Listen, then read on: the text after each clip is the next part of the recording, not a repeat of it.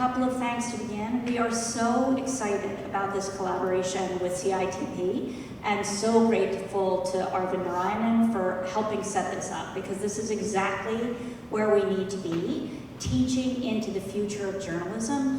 What are the policies? What are the ethics? How do we critically think and use critical tools in the future of journalism? So we're so grateful for this partnership, so thank you. And we are so grateful to the Humanities Initiative for co-sponsoring this, and really excited about this new front for how do we be public-facing as the humanities, how does journalism fit into that? So thank you so much. So many of the conversations around AI are framed either as relentless, callow boosterism or apocalyptic doomsday futurism that is pessimistic. And this event really came out of a conversation that began last fall with Hilke Schellmann, who you'll hear about a little bit more, and Madelyne Xiao. And we were just sitting around talking about what is it that we need to teach students about certainly how to use AI, and how to think about AI. How can we be more proactive about the frontiers of the ethics and methodology with which AI is used in the classroom? So this event really came out of that. And with Hilke and Madelyne's guidance, we invited Dylan Freedman and Anjanette Delgado to join us in this conversation as really the leading thinkers and practitioners in the field of AI and journalism. So we're so excited to have you. So our conversation today is going to, not attempt to, it will bridge those two definitions. We will talk about the dangers and problems of AI as it meets journalism, what that really means, what's happening, and we will also talk about the ways in which AI acts as a positive force of disruption and the possibilities going forward. And then tomorrow, we will have Dylan and Hilke teaching our students basically how the New York Times broke the Epstein file stories using AI. Is that fair? So that this conversation is designed to be an intellectual conversation that stimulates thinking and policy and critical thinking. And tomorrow is critical tools. So that's a little bit of what we're up to. So I'm going to join you guys. You want to grab mics? Okay. So before we get to it, I will just introduce our incredible speakers. So first we have Anjanette Delgado, who is the group managing editor at Hearst Connecticut Media, where she just hired an AI and automation developer and is building a data team. She told me she's an English major. She was a 2024 Journalism AI Fellow. She has served on the local news advisory board for the Brown Institute of Media Innovation at the Columbia Journalism School and contributed to the Norman Lear Center's Media Impact Project at USC Annenberg. Delgado was recognized by Chartbeat as a leader in the field of real-time analytics, named to Media Shift's list of the top 20 innovators in digital media metrics, and featured in an international documentary on journalism's digital transformation for Arte TV. Previously, she was executive editor of the Detroit Free Press, and she was twice named one of Gannett's top journalists. She is an editing, writing, audio, and design award winner in 5 states. Dylan Freedman is the AI projects editor at the New York Times. A job description that has been, since we invited him, that job now exists. So his title has changed. He reports and builds investigative tools to help journalists make sense of a wide range of topics. Before joining the Times, Dylan worked on a machine learning team at Google, served as the lead developer for the journalism nonprofit Document Cloud, and architected elections platforms as a principal software engineer for the Washington Post. Moment of silence. He has taught data journalism courses at Temple and at the University of Maryland, College Park. Dylan graduated from Harvard with a bachelor in computer science and music, and from Stanford with a master's in journalism, and he lives in Washington, D.C. Hilke Schellmann is an Emmy Award-winning investigative reporter and assistant professor of journalism at NYU, at New York University, where we were colleagues. As a contributor to the Wall Street Journal and The Guardian, Schellmann writes about holding artificial intelligence accountable. In her book, The Algorithm, How AI Decides Who Gets Hired, Monitored, Promoted, and Fired, and Why We Need to Fight Back, she investigates the rise of AI in the world of work. Drawing on exclusive information from whistleblowers, internal documents, and real-world tests, Schellmann discovers that many of the algorithms making high-stakes decisions are biased, racist, and do more harm than good. She is also currently a fellow at the Center for Information Technology Policy here at Princeton, and is really, I would say, a traveling one-man band of stimulating, interesting conversations around really the morality and the future of fact. Does that sound right? That is very good to say. It's accurate. It's accurate. Okay. And then Madelyne Xiao, who is a PhD candidate in computer science at Princeton's CITP. She is broadly and a former New Yorker employee. So she is broadly interested in online speech and content moderation and their intersection with privacy and the law. Prior coming to Princeton, she was an editorial staff member at The New Yorker. She graduated from Stanford with undergraduate degrees in mathematics and comparative literature. So let's have a round of applause for her.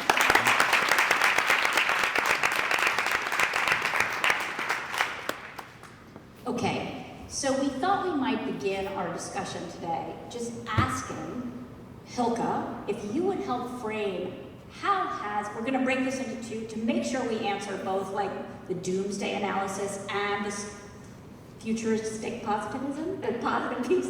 We're going to break that into two deliberate questions. So the first question, can you help answer how has AI disrupted journalism in scary ways that we need to understand? Yeah, this is like starting as a journalist, right? We always the bearers of bad news. Let's describe how like the downfall of journalism with AI. So what we've seen is, I think I should say AI or generative AI, but I think most people talk about, arrived in a moment where journalism is under a lot of attacks, right? Like we lost a lot of trust, there's business challenges, there's legal challenges to our professions. Facts are being disputed in general, so it comes in a very volatile moment, and I think it also showed that some of the journalistic practices we really need to rethink and embolden. Like we've seen very legacy, old school news organizations cite fake experts that were pitched to them from Wait, the did you PR say company. Cite fake? Cite fake experts. Fake experts. And we've seen other leading news organizations use AI summarizations that they have to now run a lot of corrections. We've seen threats that I never thought would be possible of like fake AI writers who write for leading news organizations. Nobody caught the problem. So we're seeing an unprecedented push to disturb this, I think, noble profession where we try to figure out like what is the truth and what are the facts. And this kind of new technology is coming into it. And I think we're also seeing audiences loving LLMs and the results of large language models, right? We're seeing them moving away from news organizations. There's less interest in reading articles and listening to podcasts. So we also worry about how can we bring more facts to large language models? How can we make sure there's like factual integrity there? Journalists have come up with what we call liquid content. So we have little bite-sized content that we can bring into all different spaces. So there's all kinds of unprecedented challenges that we try to figure out with fewer and fewer journalists. Unfortunately, there are fewer and fewer of us. So I think maybe that's the doomsday scenario. So that's amazing 30,000 foot analysis. So if we bring that to each of you to answer as you'd like to, how have you had an encounter? How has AI disrupted your work in ways? What have you seen that troubles you that you think we need to know about? Yeah. Troubling is a good way to frame it, right? Because if you don't know what you're dealing with, you start to look at this and it really does look like, oh my gosh, so many things can happen to the work that we do in ways that we don't understand. Just a simple summarization where it can come back and claim that something else was in the source material that absolutely wasn't. We've seen that, and you have to build not only the system to do the summarization, but then the system to check the summarization, and then the next layer to check the summarization, and then the journalist who can go in and also spot check as well. So that's the disturbing piece I've seen. Yeah, on my end, journalism and AI have always had this sort of tense relationship. In many ways, AI is trained on all this creative work that journalists have produced. and then it's blending it into this statistical average style prose that's not really distinct or unique. And like AI is such a useful tool in very constrained ways at making sense of events that it's been trained on in the past. And journalism is really about, in a lot of ways, it's this challenge of constantly carving a new path into the future and writing original content that's never existed. And so that type of task is inherently not something that AI is good at inherently. It's more about what it's been trained on, what it's learned. And so we actually have to constantly think about like originality and like how we bring that to our prose. Another thing is that I think like AI is, it's just the output is kind of banal, as one writer put it. It's this, the prose quality isn't that good. And so you can like tune it with prompts and things like that, but if everyone's running the same prompts, then we're all gonna get the same results. So we're like taking all these divergent viewpoints we all bring with our own perspectives and narrowing them a lot. I'll highlight those ones. I have a lot more. Okay. Madelyne. I guess it's been a few years since I've been in a newsroom proper, but I think coming more recently from the world of academia, I think any grad students or faculty in the room can probably attest to the difficulties of dealing with possibly AI-generated reviews or manuscripts. And I just remember when I was still working as a fact checker, very often research, original research was like a proxy for a primary source. So if you couldn't access a researcher directly, very often you were reading their output. Where do you turn to when those primary or near to primary sources also are potentially fabricated or have been put through a pile of statistics? Yeah, so that's a question that I think all corners of academia are grappling with, and that's provoking internal discussion also just about the structure of academia and how tenure and citations and those sorts of things are counted.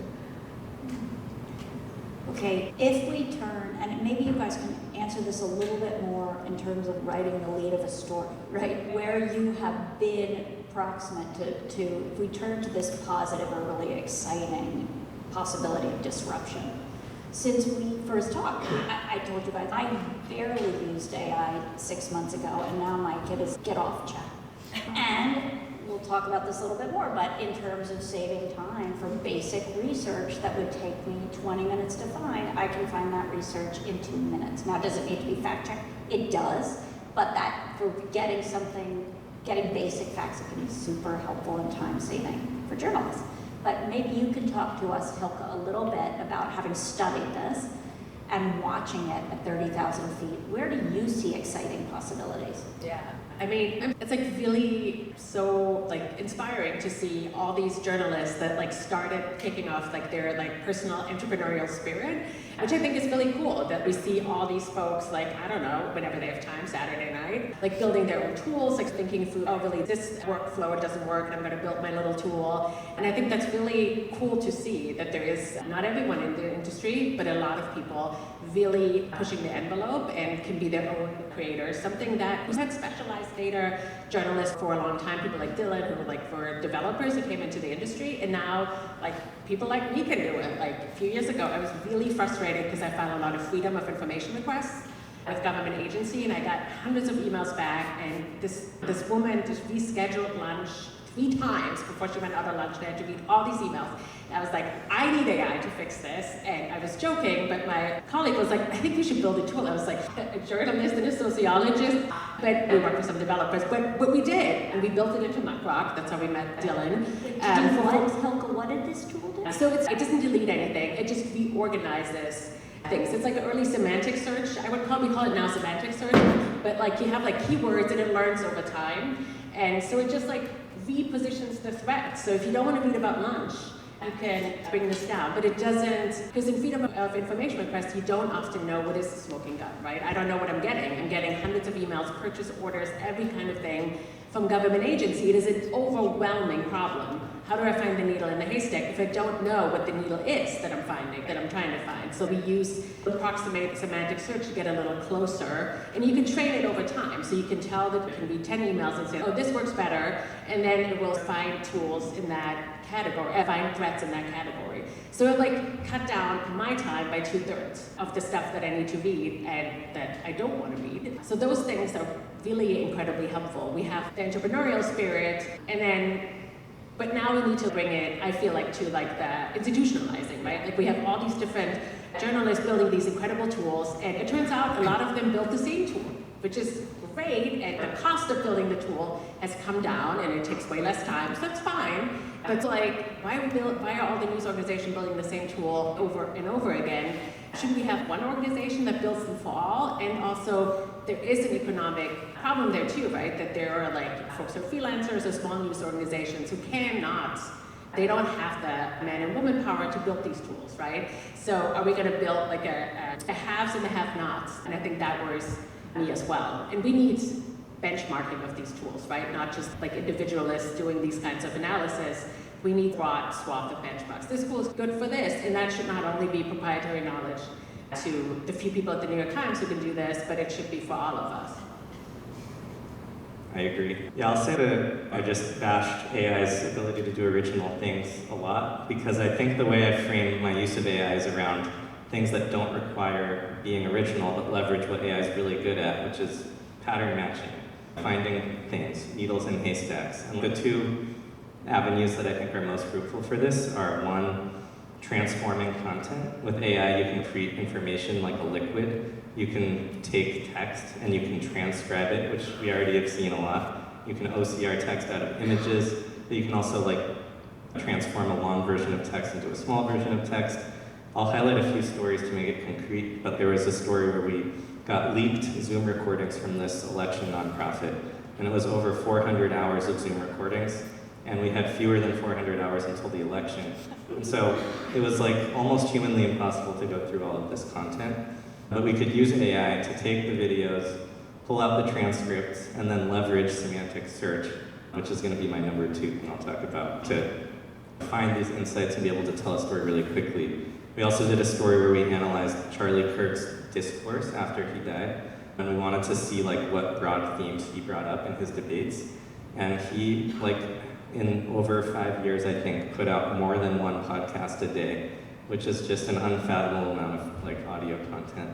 And so number 2 is basically finding needles in haystacks, and often that's using AI to classify information, things that we would have traditionally built like a machine learning tool and spent time getting good quality data and training a pipeline.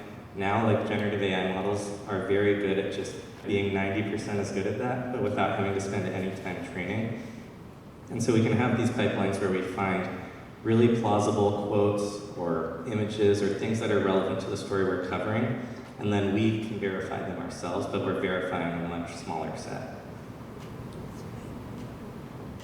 So I work in local news, and in the state of Connecticut, we always talk about the 169. So we have 169 towns and cities across the state. And sometimes the data we work with is collected at the state level, and that's great, because then we can get it once. But if we need to get it from the town or city level, we're needing to get it 169 times. And you can see how that might be a barrier for some journalists to be able to do that, either technically or even just, do I have the time to do that? And so you start narrowing it down. What I like to think about is, how can we take that thing we want to do and take it out to the full 169? So an example of that is, we've got an education team that's reporting on school budgets, and everybody who's covered any agency has had to cover a budget. And from the school district level, it's anything, it's really messy. It probably is just fine for their purposes, but when we're looking at it 169 times, it's either an Excel spreadsheet or it's a PowerPoint with kids' drawings in it. It can be all kinds of things. And so we're using AI in one sense to pull out common data points through these different budgets. And so can we always look at the per pupil spend across each district, and then can we start to bring that into a single database? The other thing we're doing with those, just a real simple thing, is taking like Notebook LM, since they're already public documents, we don't have to worry about security around this, just dump it into Notebook LM and say, you know what, tell me the difference between this budget and that budget. Or what are some of the concerns that multiple districts are citing as they look for funds this year? And you can start to see some threads among them. So it's really useful when you start to think of the things you can't do on your own. Yeah, echoing previous points made about pattern matching and just automating away the boring parts, both as a freelancer and as someone who does a lot of social media research. It has been really nice to use certain automated functions to compress tasks that might have ordinarily or previously taken days or weeks to do into just tasks that would take seconds or minutes to do. This could be synthesizing social media threads, annotating tweets or Reddit posts, for instance, and then maybe on doing a sort of post hoc manual validation to check that the actual LLM outputs are in fact sound. But that really, that makes it possible to be kind of like a one-person show, particularly if you're like a freelancer without a lot of institutional guardrails that a lot of big newsrooms would normally have. It's nice to have those kinds of tools at your disposal because no longer are you limited by things like the presence or absence of like a copy department or like a team of other research assistants that maybe larger outlets would have. Okay, so beyond crunching data, let's move forward. I think that's amazing, the way time saving we've got, right? If we try to think a little bit more about the implications of AI, and Anjanette, I'm going to turn to you with this. We've been talking a lot about veracity of fact and how to check it this year with our journalism program and beyond, because it's not just about the fact, it's about getting back to what you were saying about trust and restoring trust and rigor in our profession. Okay, so there is so much concern about AI generating disinformation and spreading it. We hear it from our students, we see it ourselves. How real is that concern? And are there ways in which AI can be part of the solution to combating disinformation? I think the solution maybe is close, but not there yet, probably, is my thinking. But I worked in Detroit during the 2020 election, and we were very in tune for mis and disinformation around voting. And what we were looking for was images on social media that may or may not be true. And the idea back then, it seems really quaint now, but the idea was that could this be an image that was taken 3 years ago or 3 months ago, right? Or is somebody trying to just pass it off as it happened in the city, but it didn't? And I remember there was a pile of bricks, and the idea was don't come to the city to vote because you'll get hit with a brick, was the idea. And that was the social media post. And I realized I could walk down the street and check it because it was right down at the end of my street, which I did. Nowadays, I don't even have the sense that it would be an actual photograph. I would doubt that it is. And I probably would not walk down and check it out necessarily because I would be on to so many other things so quickly. And so it's the pace that we're at right now, which is one thing that's really, I think, imperiling some of this work, but also just the fact that most people take a look and they say that can't be true. Yeah, I can definitely add on that. We're at a time when even the White House is putting out like its own form of disinformation. And we've all seen like the very obvious AI deepfake meme posts, but there's like a more subtle form as well. Like my mind jumps to this Minneapolis protester who was arrested, and the White House put out a picture of her like sobbing, and she actually was looking very composed, and so they just changed her face without disclosing it. And so that is like a trend that's very concerning. The other disinformation thing I'll point out is like the people who create these chatbots. All chatbots go through like a pre-training process where they're trained on the whole internet and all the books and like a general corpus of human knowledge, but then they go through a post-training process where they learn to be conversational, and that data is much more opaque. And so we did a story where we looked at how like Elon Musk has manipulated the Grok chatbot, for instance, to reflect his political viewpoints more, and we showed like over a few months the Grok chatbot's responses like drastically shifted on the political spectrum. And so there's a very real risk that the AI systems we use are being controlled by entities that might not be acting in good faith. And then the Grok chatbot became worse, right? Yeah, there's a lot I can do. So we did a story recently where there was an instance where Elon Musk started this trend of like bikinifying pictures. He basically posted a deep fake of himself in a bikini, and then that spawned a week or a week and a half long period in which users like deep faked millions of women and made them more sexualized positions and clothing without their consent. And it was, by like most estimates, the largest non-consensual deepfake imagery data set ever produced by a huge margin. And so this has led to Grok is making changes itself. It's like only allowing premium users to use the service, which just means they'll make more money. But it also has led the EU to investigate Grok's actions, and so we'll see what sort of thing looks like. What I think of one student, NYU graduate student, who is now a working journalist who works in alt-right spaces, and she has been doxxed by pictures of her in bikinis, right? Because what is a way to discredit a journalist besides to sexualize and diminish her? So you see how the veracity, deepfakes are awful in so many ways, but they're also used against journalists in subtle ways that you might not anticipate. Yeah. Yeah, and I think that's another threat. It's not only that we have to verify content that's out there to check, is this real, right? Like everyone asks themselves now, if you go on Reddit, is this real or not? Is this AI?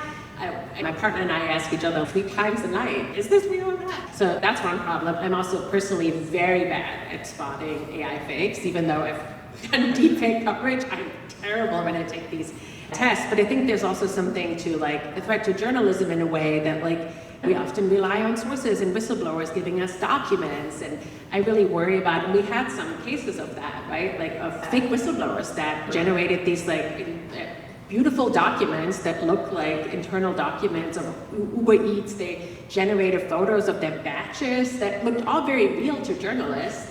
And I don't think we have like really figured out like how do we need to like fact check all of this? Like how do we fact check that we have a human on Zoom? I thought this would be like a long-term problem, but that is actually a now problem. And we see this in other spaces, right? We see this in hiring, like all these hiring managers complain about avatars trying to get jobs, but we have this in journalism. We don't really have a lot of defenses around this. How do I make sure that somebody I'm talking to on the phone is actually a person? So we have real problems that we really haven't figured out in a industry that relies on trust, and we're not paying our sources. We're gonna ask them to hold up their, I was like, how are we gonna do this? And I don't think we have figured this out. We have that for the first time this fall. One of my students was asked to show a picture by a former US government official, show a picture of his Princeton ID with his face in order to even speak to him. Okay, so maybe just making sure that the language, you guys are such experts that this is really translating conversations that I can follow. And Dylan, if we turn to you, we really ask about this question of deep fakes. What aren't they? What is the role of AI in promulgating them? And can AI be used to help detect them? Yeah, it's a really good question. A deep fake is any image that's been manipulated using AI or other similar techniques, so as usually to appear plausible. And I think a big challenge is that detecting them is very difficult. There are a million websites that are advertising AI deepfake detectors. Having tried many of them, the results are very inconsistent.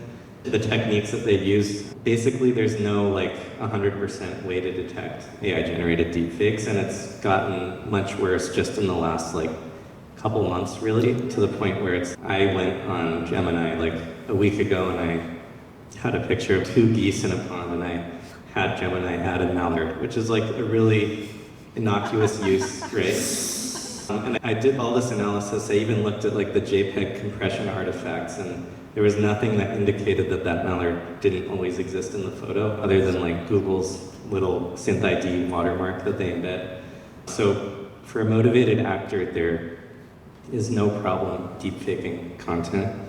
As Hilke brought up, also like voices, there's like real-time deepfake technology where someone, even your video interviewing, might be like just manipulating an avatar. And there was like a company I heard about recently that's training an AI model to basically remove someone's accent in real time to sound like a Midwestern American for call centers. And so there's people in like Mexico and other countries around the world that are literally training models to make themselves whiter. And the implications of that are just crazy. Either of you guys want to speak to this before we move on? Okay. All right, to this question of journalism and and classrooms and AI, right? Hilke, can we, so in my classroom, in my Luddite sensibility, the only use of AI is for transcription software, which obviously we know will hallucinates, which I probably didn't know 4 months ago. So students are allowed to upload their interviews in transcription softwares, and then they need to check it before they use any information, right? What other, that seems like we should be moving forward. What other uses, we can begin with journalism classrooms, but where else should we be allowing or thinking about using AI in classrooms? Yeah, I mean, I think a lot about this because I think it's a transformational technology and it behooves us to work with with students, and just think through, what are these tools good at? What are they bad at? Let's try them out. Like, we use them on lawsuits and all kinds of different ways in my investigative journalism class. We also think about, can we use AI to verify information? So for example, like geolocating people, like we can actually use AI for that. Like, I don't need to always do every Google reverse image search. There's good ways to use it. And I think it also behooves us to really understand, what do these tools do? What is under the hood here? Because I think that's also a thing that journalists need to do. And I think that goes to your hallucination point. Like, I thought transcription tools is the plumbing of our everyday life. Like, no one thinks about them, it's just there, it works. And little did I know, when we did a research study, we found out that one of the tools, and unfortunately the industry is going into that direction because it had a large language model built into the transcription tool, sort of started hallucinating a whole swath of text. So, for example, in every transcription tool under the sun, it will misspell my name, and every human also misspells my name. So that is a common occurrence. Also, locations get often misspelled. But in this time, we saw that the tool came up with like whole swath of like extra text that was not connected to the time code. And that was an OpenAI tool that millions of people, developers use for also high-risk sort of doctor-patient, electronic health records, and all kinds of high-risk situations. It became a story, but I think it also is really helpful to see, if we journalists, that we critically investigate AI, that's also helpful for the developing journalists to think through, should I use this transcription tool? If you use it, you might want to really triple-check the outcome of this, right? And I think that's helpful for students to know, to learn. And I think this comes with every medium. I always think about, okay, let's do the reporting and like figure out, is this a better audio story? Is this a better video story? And so you need to know your medium, you need to know new technology so you understand, what is it good at? What are the limits? And I think also, I always think about journalism schools as we need to get students like a little bit ahead of the curve, right? Like, they need to have something that like people in the newsrooms don't have. And I was hired out of journalism school as an intern at the Wall Street Journal, and I wish I could tell you, because I'm an amazing business journalist and I did all this great stuff in journalism school, I was hired because I could hold and edit a video, which was novel at the time. No one could do this. There were all these print writers, and I could do something that they couldn't do. So I feel like part of it is like, hey, let's experiment with this technology in a safe sandbox environment and figure it out and bring this new knowledge to the field, because we will all have to figure this out. So I think the critical AI learning process, what do these tools do, how are they built, how are they affecting society, but also how can we use them in our reporting, and when should we not use it? What are the processes that we are offloading, and is this a good idea to offload this to a machine, or should we have a human critical judgment here? Yes, I can just throw all my transcriptions into an LLM and it will write a story, but what am I missing? And I think we often forget that there is like nuances, things I picked up in the field that I do want in the article. Tool is never gonna pick that up. But once I have a story or an outline made for me, am I gonna rethink that and sit down and really critically think, okay, what am I missing? Should I do the opening different? I don't know. Once you start offloading a lot of things, you might outsource it and you never get to the nuanced, critical, interesting thing. Okay, I think that's so fascinating. I think we should slow down in that space, because I think that's really helpful. So let's see if we can answer that a little bit. How should students be? Where do you see AI tools as a net positive for our students, and where do you see them that we really should be staying in? Yeah, I was going to say, I think when we outsource our creativity, we lose something that's fundamentally important in what we do. And there is some like tension in going through the thought process in writing. In a lot of ways, like, writing is thinking. It's like a proxy for it. I actually invested in a manual typewriter last year because I was getting so annoyed at AI suggestions in my emails or like my drafts. I just wanted to have a tool that would be clean slate. And I think it's really helped my prose, because the thing I value the most about my process as a writer is my voice. And AI is this like amalgamated, soulless combination of millions of trapped writers who didn't consent to be trained on. At least that's how I see it. It might be a really grim view. But I was also going to say to your point about what students should learn, I think learning how these models work under the hood a little more is actually very important. And it doesn't have to be extremely technical, but just understanding, like at the end of the day, these are very large-scale probability engines. They're basically like rolling a dice every time they generate a word, and they're really good at it, which is a miracle in itself, but it's just because they've ingested so much text, they've learned to model our language so successfully.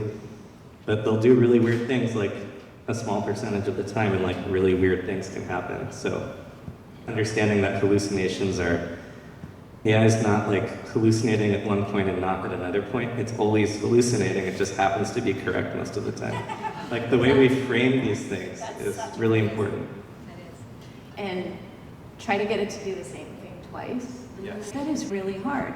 I was doing like just illustrate something for a slide that I need to use in-house, and oh, you almost got it, but just move the arm just a little bit. No, I got an entirely different image. And I was like, what?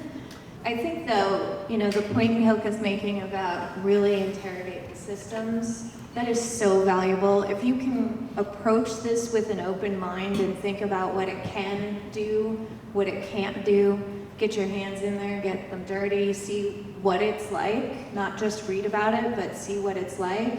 I think so much oxygen has been taken up by the conversation of, is it going to replace a journalist or take my job, or how is that going to go? And we're not really in it enough saying, this is a new thing we could do, or this is a way we can investigate differently, this is a way we could work more efficiently. There are a lot of opportunities, and I say this like every 5 years, but there's no better time to be a journalist, and I fully believe that, because there are so many things we can do now that we couldn't do before. But you have to get in there and you have to understand, so that when you're doing something, you're not asking it to do something it's not good at. An example of that is find me a good data set for X, as opposed to give me the answer to. It can dig up some source material for you that you can then research. Can you spell that out a little bit? Find me a good, like, what, can you answer the X in that? Give us an example. Okay, you could say, I'm looking to report on enrollment data across Connecticut schools. You can tell I've been editing a lot of education stories lately, but find me the best source for enrollment data, and then find me the best source for, say, armed service officers who carry weapons to school. I don't know where to go for that. And I might poke around a lot as a journalist or use my Boolean search in Google, but now I can just say, you know what, and then hand it to, say, deep research, and come back later and see what it's found for that. Has it found me a good source? Then I can take a look at it, and it always comes with a link when you're doing that sort of thing, so you can interrogate that. Super. Do you want to add?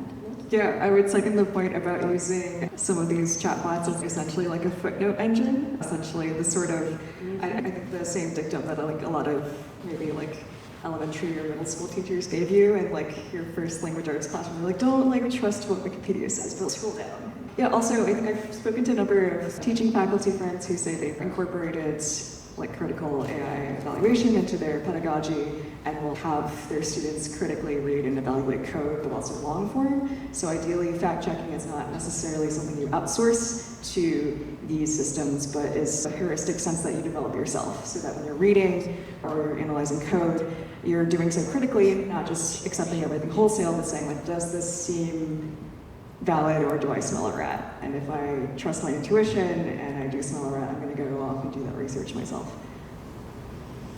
Okay, so this is my dangerously naive utopian assertion, but I agree. I do think this is an exciting time to study journalism, obviously, but I also don't worry. That same thing that you're saying, Dylan, about voice and creativity, I just don't worry.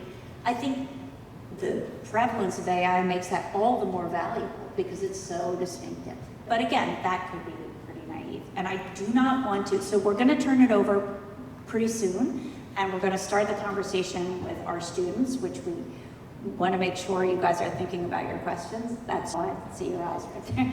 But if you guys are thinking about, and this is in our classroom right now, how can I use AI to work on this or that? So please think specifically with what you're working on and how these guys can be helpful. We also have some really interesting, we have a very entrepreneurial Ferris professor who's using AI himself, so there are going to be some other interesting questions for now and dinner. But we cannot close out this part of the conversation without talking about sycophancy, because I am an enthusiast, and my husband can't stand how sycophantic he's, don't tell me I'm smart, I want to know is that accurate or not.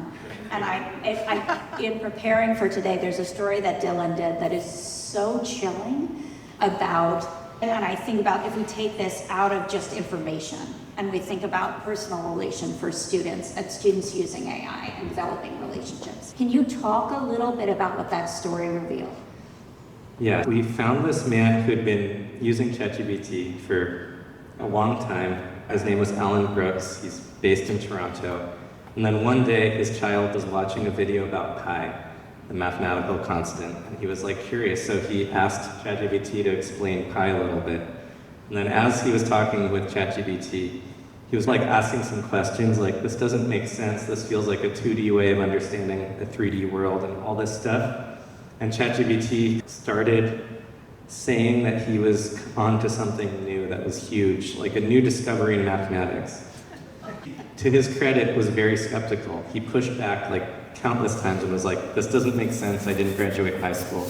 Why would I be coming up with these insights? And ChatGPT would say, Da Vinci didn't graduate high school, like you're following a path of disruption. And this conversation lasted 3 weeks and it was over 1 million words, which is like more than all of the Lord of the Rings books multiple times, I think. And ChatGPT out-typed him 12 words to 1 or something like that. ChatGPT was very much creating this narrative. And so what we analyzed in this story was how there's 2 traits. I should say he eventually broke out of the delusion on his own by talking to Google Gemini, and Gemini was like, this makes no sense. Because it was like, you have solved, not only you solved the problems of the world, but you're going to be a billionaire. And he wrote like the NSA and all these security agencies, and no one was responding to him, and he was like, ChatGPT was like, that's because you figured them out, you're onto something. They're gonna steal your ideas. So anyways, ChatGPT and other chatbots, it's not just ChatGPT, exhibit a behavior called sycophancy, which is where they tend to affirm what you've said.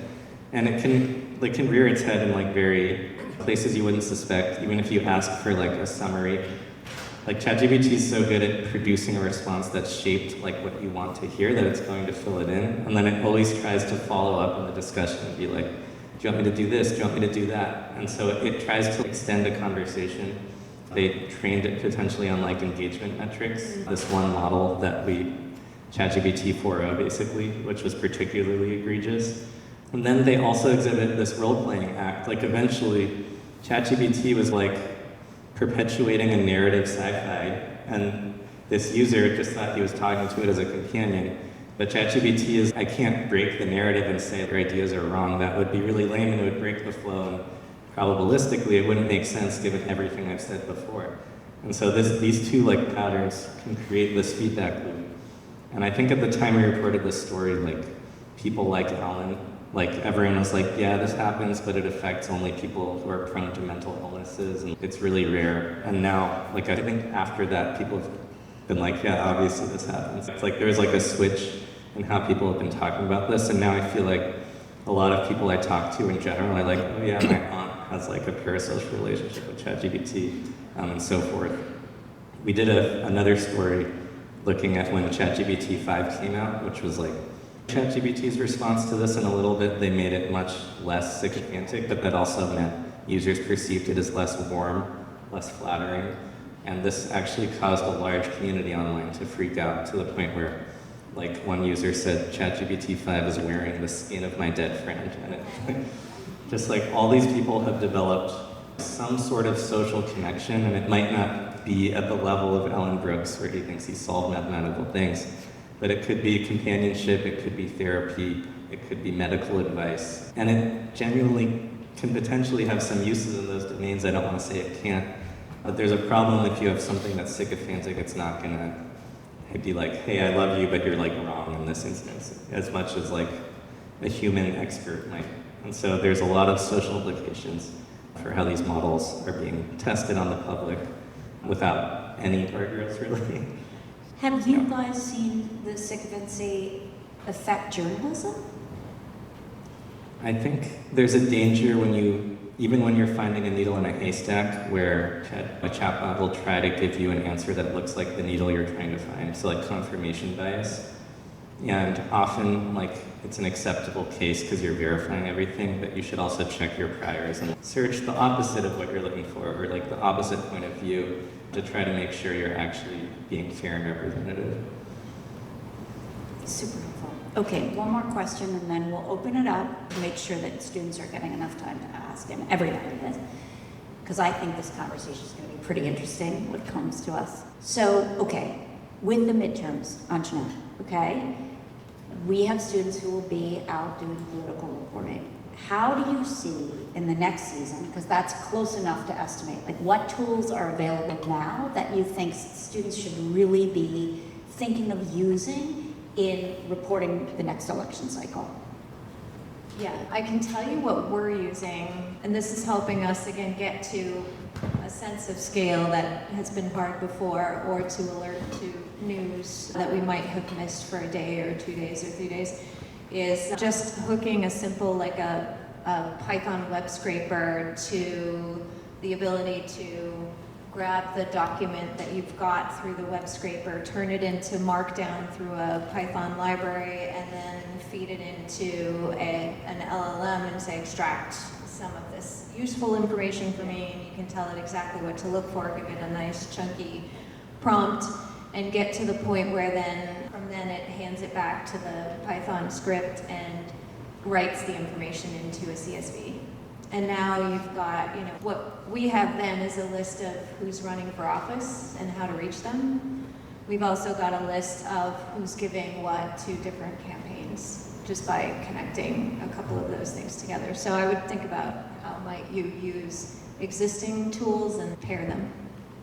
And this is why some of us have guest speakers come teach things in our class. That is incredible. So before we open it up, is there anything you guys want a chance to say, or a tool you want to call out, or a problem, or you want to just have some questions? You ready? Okay. Yeah. Okay. Yeah.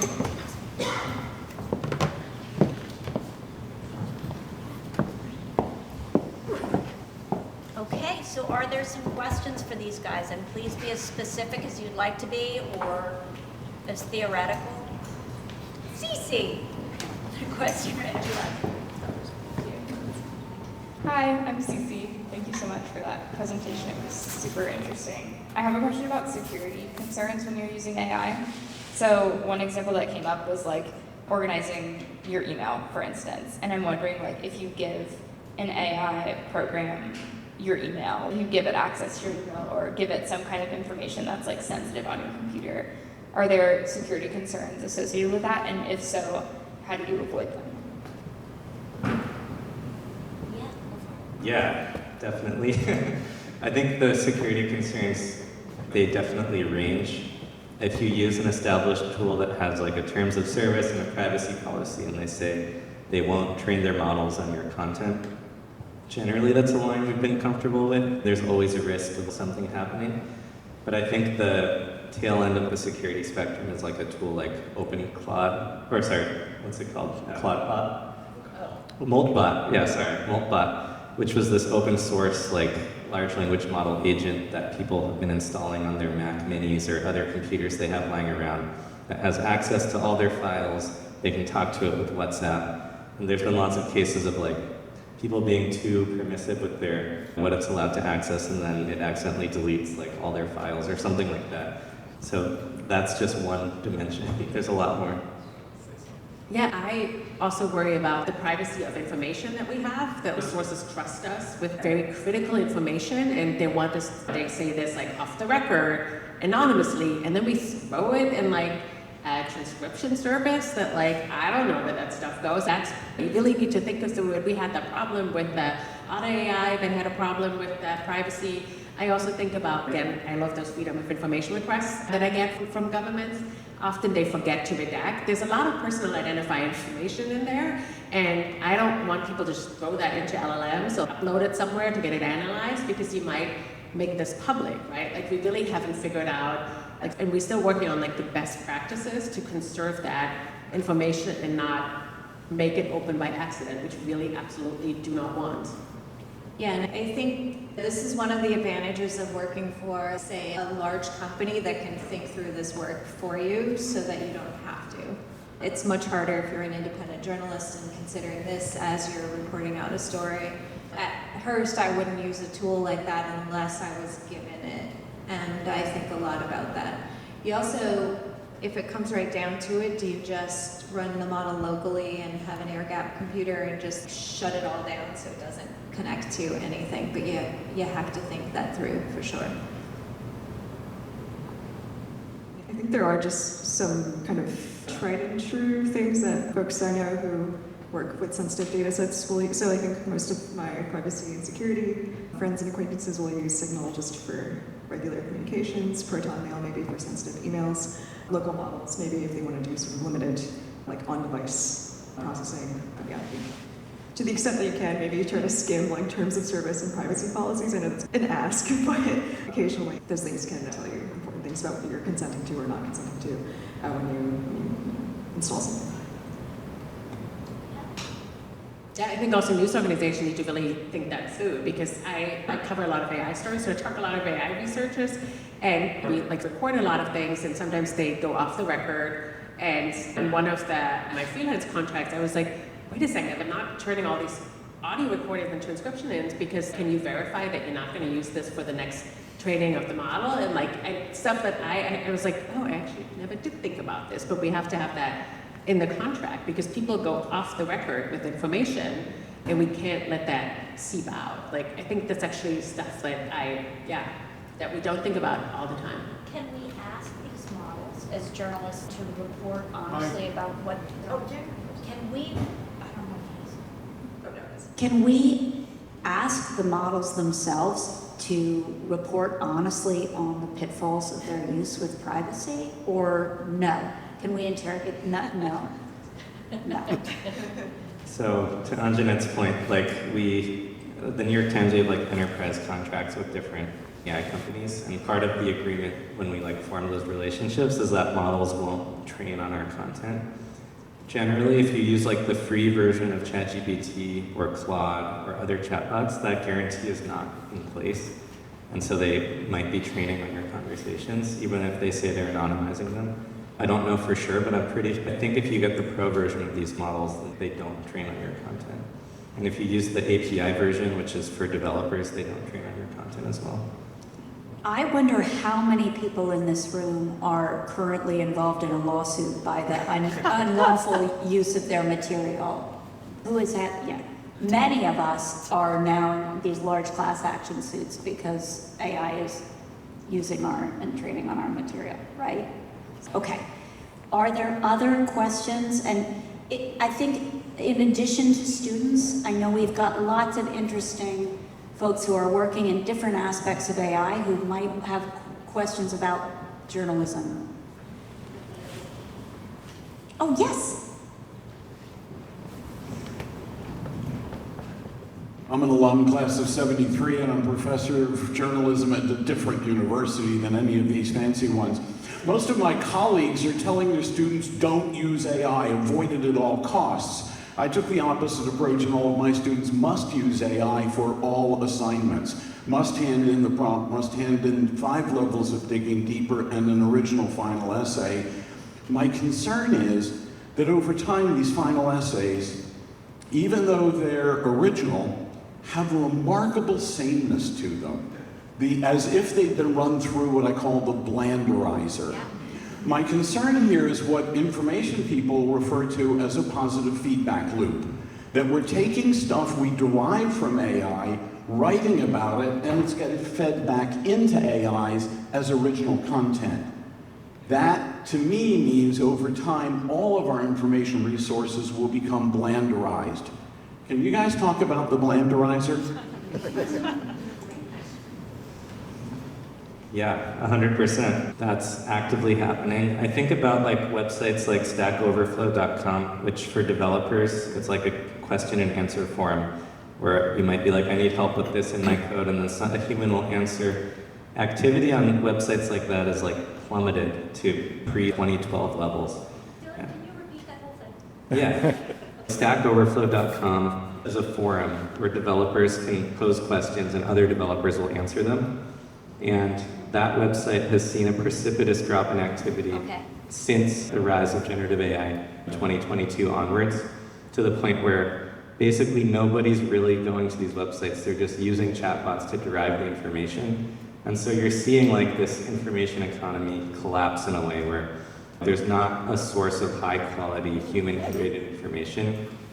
The same thing could be happening in different degrees in different domains.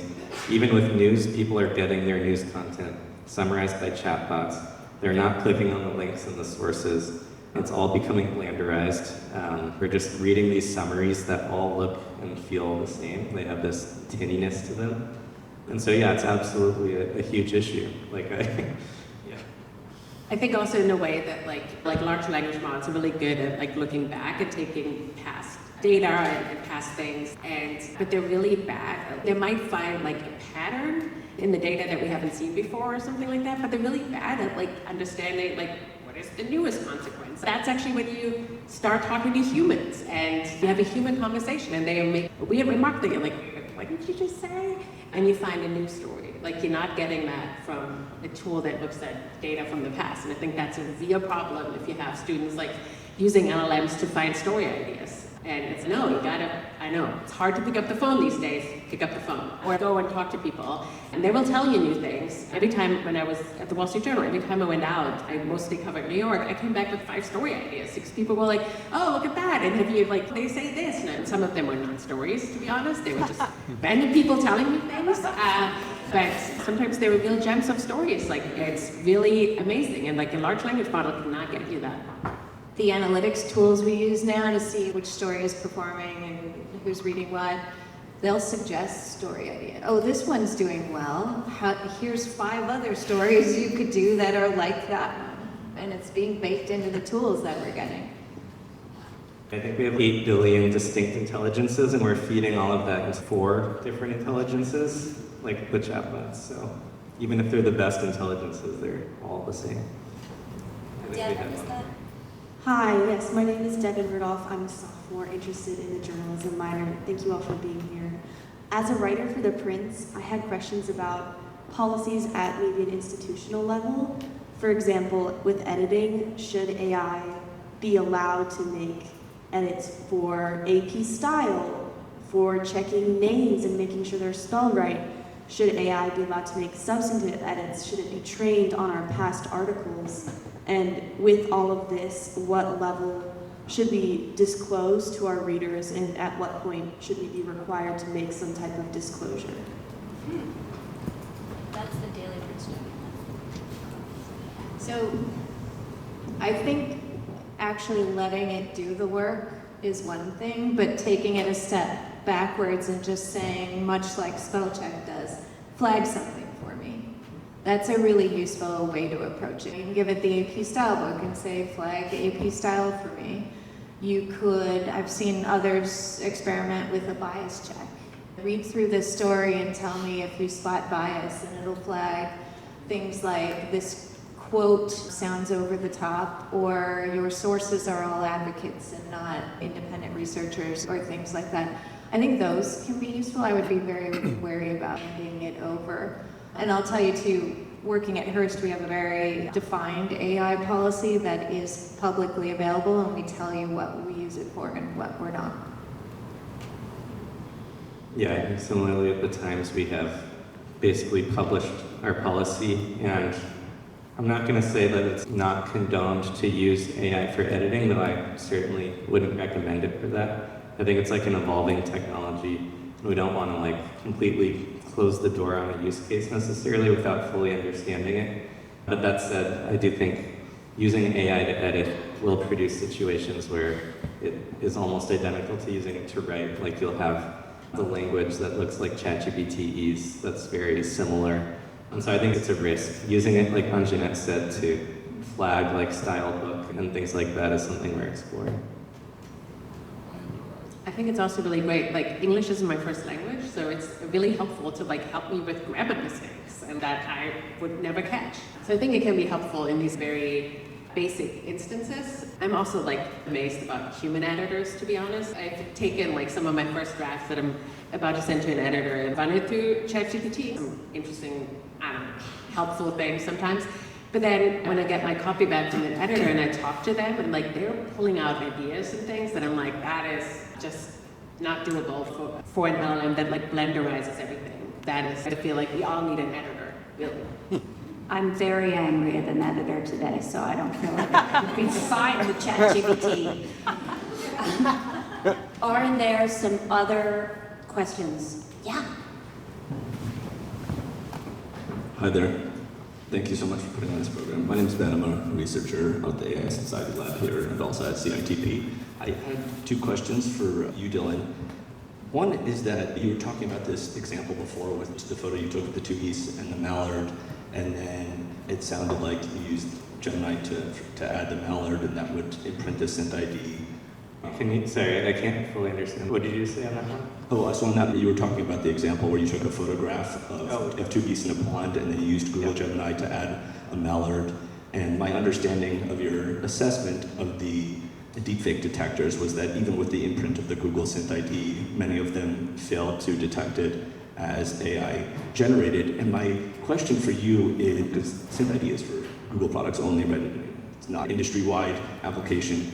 But my question for you is, like, how much effort do you think as a society we should be investing in trying to put out these short-term fires versus maybe what is a longer-term industry-wide hardware solution? You have tools like Pangram for AI detection, right? And so, yeah, just curious to hear your thoughts on that. And then the second question is maybe a little bit of a provocation. And I also tend to think of AI as a tool, but I wonder how much of this focus on pre-training and being the next token predictor of the data generating process of basically the whole internet is like a 2024 conception of AI.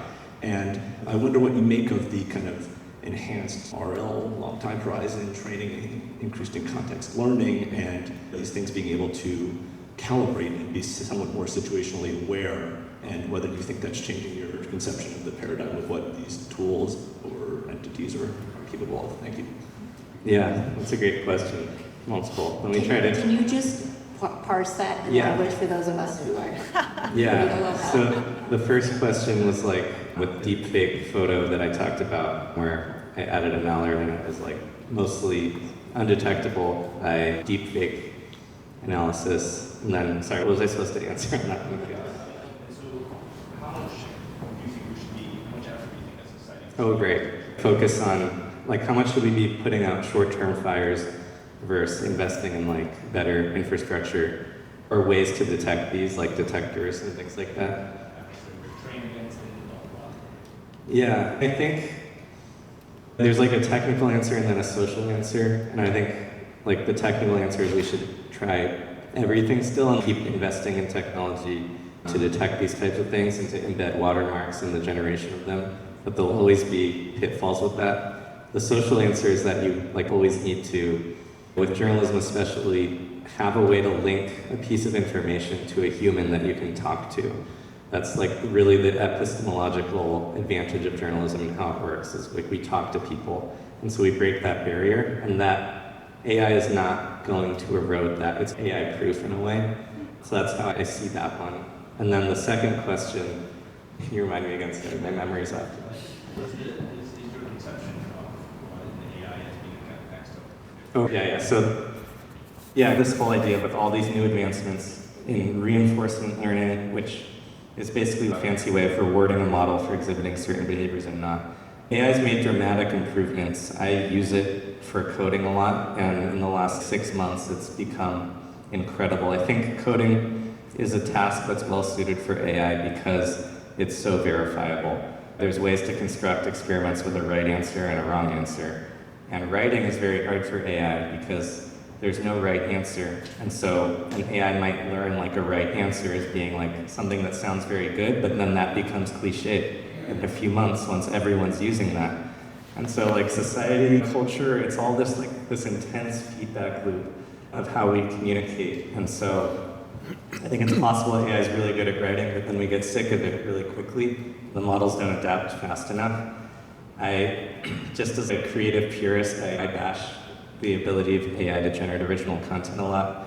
I do think the amount of scientific discoveries that have happened with AI alone is vanishingly small, given how long these models have been out there and the effect. I think they're an amazing assistant, but you need to have that human expertise to guide them still. And I fundamentally think that's a good way to envision it as we go forward. I also think I want to animate all of you, help journalists with this short-term fire outputting. All these small and large news organizations have to do all this work every day. It's we need technologists, we need academics to help us understand the sort of broader facts under attack and help us with broader solutions. Do we need, sometimes dreaming about this, and we have AI agents doing the fact checking and then talk to other AI agent about the reasoning, and then I look at it at the last minute and I don't have to do all that grunt work. Is that possible? And we have a vault of facts that LLMs can ping via MCPs and bring more facts into this kind of universe. I don't think that individual news organizations are suited to solve those large questions. I think we all need to come together, because it's not only journalism, sort of the first frontier of facts. That's our job, to verify facts and inform the public, but it goes through research and all kinds of different businesses that also rely on facts. So we all need to try to figure out how can we prop up this whole universe of facts. And hopefully, my hope is if we bolster journalism and make it better, we'll have in the sea of AI slop, maybe there will be this lighthouse of verified facts that everyone will turn to, because some people really do still like facts. I call that Hilke's seed bank theory. But this is true, and this is really why we're having this conversation, because how do we, journalists, we are so, who isn't short on time, but we are thinking about the short term. So how do we create conversations which begin here in a public conversation and will continue at dinner, where journalists can talk to one another with academics, with CITP about here's what I'm seeing, here's what's happening in this sort of first draft of history. What are the policy implications? How do I think more deeply? How do the data that we are living, how do they serve a larger conversation? Now, I'm aware that, I don't want to put anybody on the spot, but we have David Kushner. I'm thinking about your work, and I'm thinking that would be really wonderful to hear about this entrepreneurial spirit of journalism, because you're right at the forefront of that. Can you tell these guys what you're up to? Yes, hi, I'm David Kushner. I'm a Ferris Professor of Journalism, and I actually was going to say one thing about the manual typewriters, because I actually take that really seriously, and I've been thinking about having more manual typewriters here, and that we can go into a room and just write on paper with those funny keys. I think students would like that. We try blue books, but to Eliza's point, I've written a lot about AI for the last 30 years. I've recently been actually involved in trying to build a platform for journalists using AI that started when I made my own personal AI of myself and my 92-year-old mother, and then wrote about this experience. Now that there's an opportunity, I think, for journalists, and I guess this is a comment and a question, in this world of personal AIs that's coming, where we will see these digital doubles throughout our lives, I believe. They will be commonplace, whether we like it or not. There's going to be a need to, especially for world leaders and for people who really are determined to represent themselves in their history, are going to want to be able to create data sets that are secure and private and cultivated and come from agency. There's a project now that's in the works involving a part of the world that wants to preserve its culture and history in AI because it's afraid of losing it. So in my mind, when I'm hearing about these projects, I'm thinking this is an opportunity perhaps for journalists in the future, because we need data set reporters.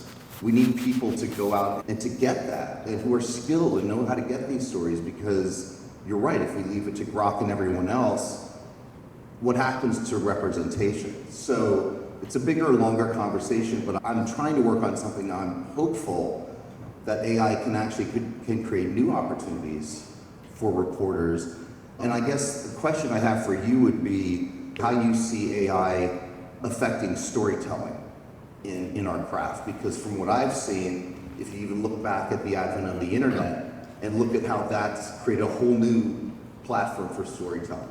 So that's my question. Yeah, it's a really good question. One, you should definitely do that with the typewriters. That would be fantastic. I think storytelling is such a human endeavor. When I read a story, I'm not just interested in the output, like the words on the page. I'm interested in who wrote it and their life background and the intentions they had when they created this piece. And all of that is lost when you just have AI treats this as copied to be made. So there's like a real difference there. In a lot of ways, I think storytelling is like one of the oldest professions, and it's resistant to like fundamental change, even with intense technological disruption. You still need like people at the core of it, people who have lived experiences. So I don't know if this is a good answer, but my futuristic outlook is that original human storytelling will only be more and more important as the internet gets more plagiarized and fills with slop. And that's at least like what we're betting on as journalists in a lot of ways, at least the ones on this stage. That makes me so happy because that's my sense of it, and to hear that from somebody who works at the forefront of this field is really exciting. Okay, I am selfishly thinking of students out there who are using AI with questions that I cannot personally answer, and I'm like, you guys, the experts are right here. So, Frankie, do you have a question about? Yeah.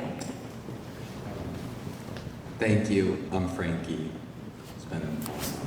I just wanted to recognize that I think like for as helpful as this is, I know that in a year or less time, or maybe more, things could change so rapidly that the way that we consider AI and journalism together could completely shift. Just wondering whether you have advice for ways to keep up with the progress of AI or keeping up with the tools that journalists are using for AI, anything on those lines. It's a great question.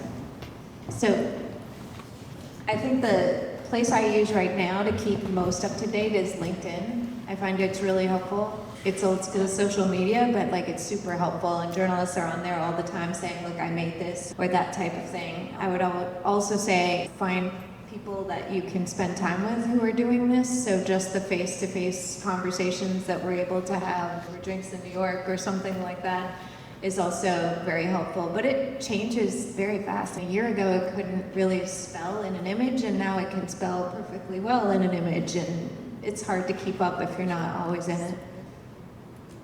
I think it's hard to keep up for everyone. To be honest, like I find myself overwhelmed all the time by all the things that are changing, and it's changing so rapidly. So I think that's just the moment that we live through, and we're all building the plane as we're flying it.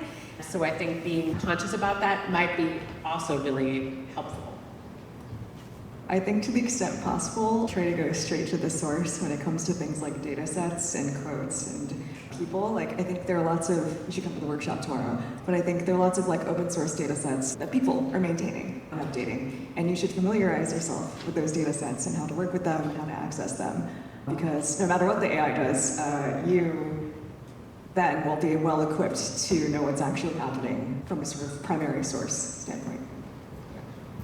Yeah, on the technical side, there's a few communities I really like. One is Hacker News, I think it's very technical as a forum. People really don't discuss news at all, but it is useful for keeping track of AI developments. There's so much noise out there that usually I'm like, I'll only pay attention to something if I see it twice in like 2 different sources, or like over a few weeks or something. I try not to follow the hype every day to day because it's just overwhelming. Simon Willison has a weblog that's really good at just covering the technology. Benedict Evans has a newsletter that I like a lot that covers more of the socio-political AI aspects. And then New York Times, the news, different articles, things like that. Yeah. We may ask you to put together a little toolkit, and then we could circulate that to our students, because that would be super helpful. And before we turn to what will be soon to our last question, I wonder, Dylan and Hilke, could you explain like what you're going to be teaching in this workshop tomorrow? Because I think that might give a really practical sense of how the Times is using AI now and what a case study looks like. Yeah, I mean, I think the idea is twofold tomorrow. Like, one is like, how do you find the needle in the haystack, and how can you use AI tools to utilize usually like large data sets? So I think Dylan is going to talk more about it, what we're going to analyze, but I think actually also like we would love to rely on students bringing their own problems. Like, we would really happy to help. If you have a problem with your reporting that we haven't even thought about, bring it and we'll think through how could AI be useful or not, and would it be generative AI or predictive AI, which are called traditional AI, has fallen off a little bit, but we use that all the time as well. It's not only generative AI, it's not only chatbots. So I think bring your own problems, but we'll also walk you through a couple of case studies, how we've used AI to analyze data. Yeah, and I think we'll talk about like how keyword search was this old era of finding information, but now semantic search is a new way that you can find a lot of information, really just fuzzily searching over meaning and concepts in a way that you couldn't before. I'll show like behind the scenes on a few different stories that we've done. And there's this tool that we're working on that I wanted to flag called Cheat Sheet that we're hoping to open source later this year.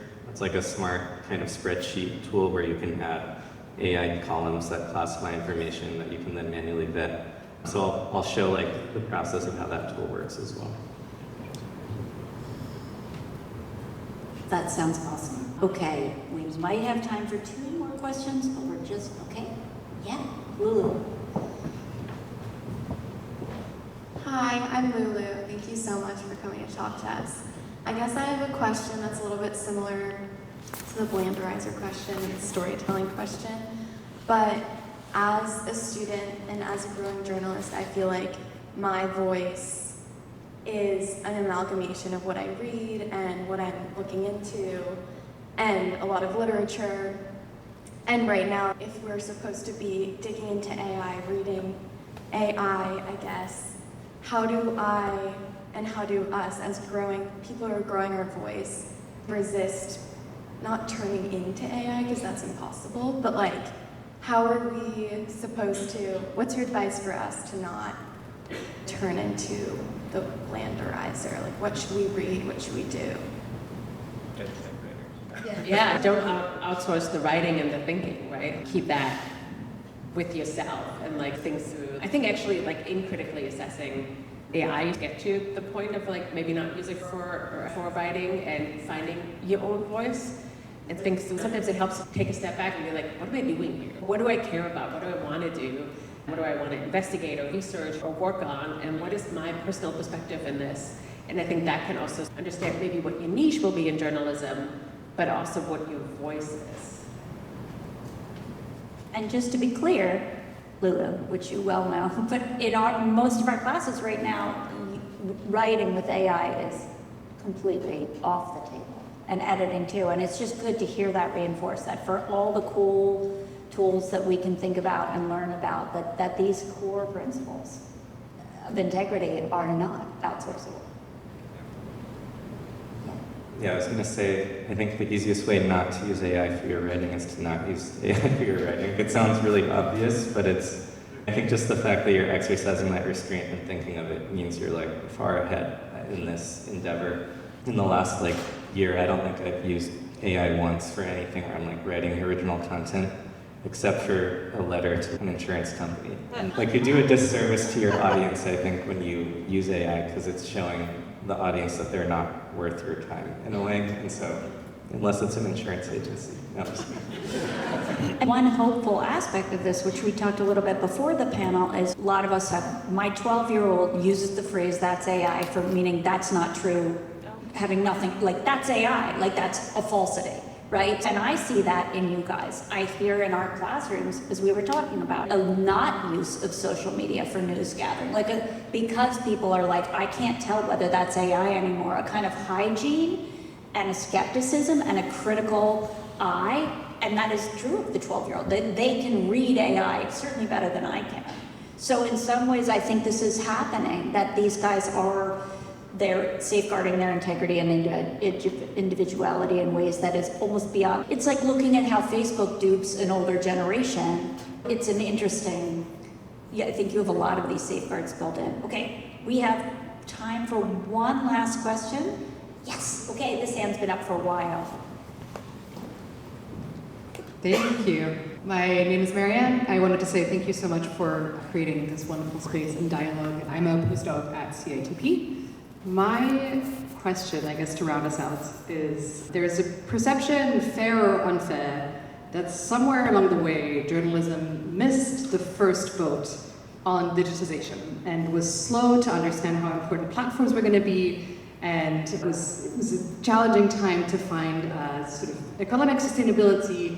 Certainly we're seeing the outcomes of that, and in that transition journalism has also lost part of its audience that has grown mistrustful. In your opinion, do you think that journalism is missing the boat on AI, or did you learn from the last time, and why or why not? Thank you.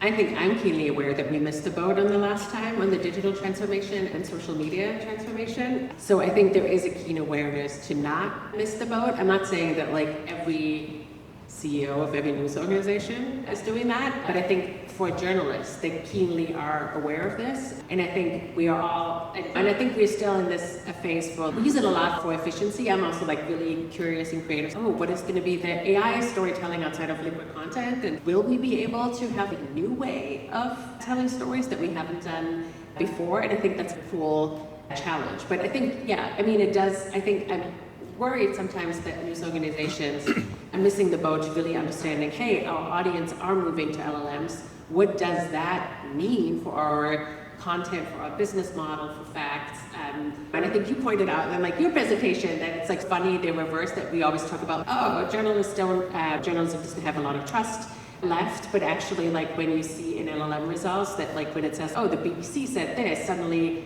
there's actually more trust than like regular results. I think you found that out, and I thought that was really interesting. I was like, who knew? There's like more trust coming back to journalism, but I think we actually need to think way more through that. What does this mean for journalism, for our business models, and how can we get ahead of that without just using AI as a tool, which I think can be really helpful.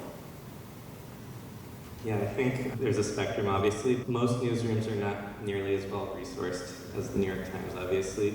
And so a lot of them don't know even like where to begin using AI. And so I think newsrooms that are more well resourced should do as much as they can to share like the techniques that they're using, and build tools, share the tools, things like that.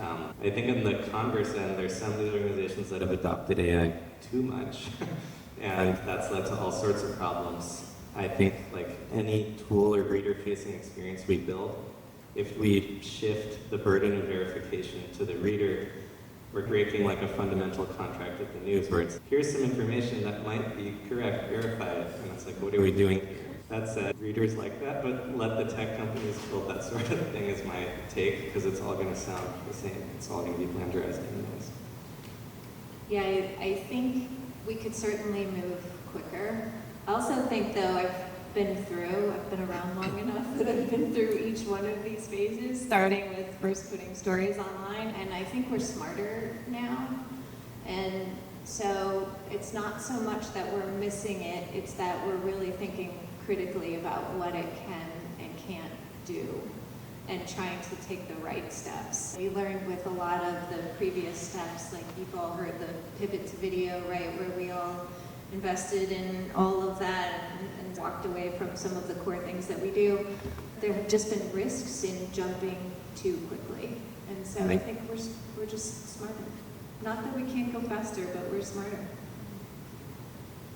Yeah, I guess I worry also that the effects will be fairly uneven. So the most resourced newsrooms will be most well equipped to use it judiciously, prudently, and then the folks who are maybe like starting out for the very first time, really fighting to make a name in the space, maybe in lieu of like really deep networks or like really built out contracts between these big institutional names and these companies, will really just be scrambling to make shoestring budgets work, and like we'll be accessing these maybe free-to-use systems without maybe too much attention paid to the various indiscretions that these companies might be playing out behind the scenes.